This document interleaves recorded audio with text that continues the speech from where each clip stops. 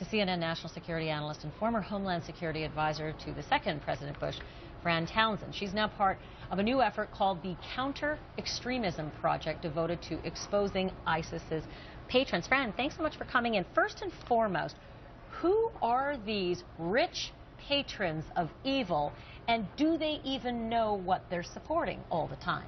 Not all of them do understand it. I'll tell you, we learned a lot. In the United Against Nuclear Iran, we learned that oftentimes there are shell companies and cutouts. So you talked about it, $3 million a day in oil.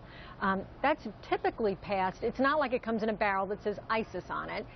It's typically through shell companies and cutouts. And so what happens is, if you can work just using open source, working with other governments, working with private individuals to identify these shell companies and confront the individuals buying it, whether they're turning a blind eye, that is, they really do know and don't care because the oil's cheap, or whether they don't know at all and you lay it out for them, you can actually cut off that flow of funding. Let's just say, for instance, there are some of those, they're literally called angel investors. I hate to even use the term angel investors, but if they know what it is they're investing in, if they know exactly what ISIS is up to and they're happy to cut the check, what exactly are they getting out of their investment?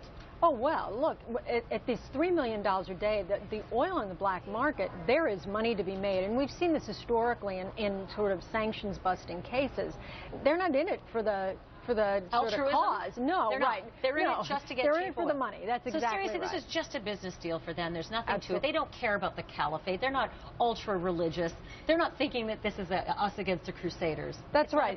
It's not necessarily about that. I mean, some maybe, but for the most part, it's about cheap oil. And so when you expose it, you've got the opportunity for them to say, allow them to save face and say, I didn't realize where that money was going to go. I'm going to stop it. So some have said once they realize they've created a Frankenstein by funneling all that money, basically juicing the organization, many of them realize there's really nothing much they can do about it.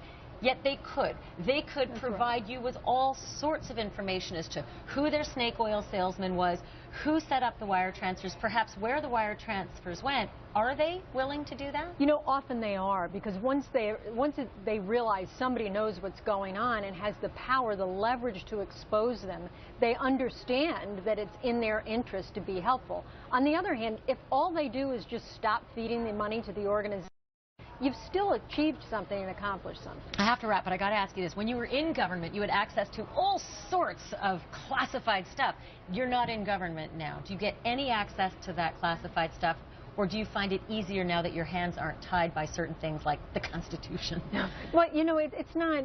So I'm no longer in government, as you point out, and so but as an organization, the Counter-Extremism Project will look to work with governments around the world. We don't have access to their tools, but in many ways, the power of the public-private partnership is incredibly important, because we bring a different set of tools, the ability to work in the media, the ability to get the word out, and counter the extremist narrative, which is incredibly important. It's great to talk to you about it, and thanks so much. Fascinating work. Keep us posted. Thanks. See how it goes. Fran Townsend joining us live. Thank you for that.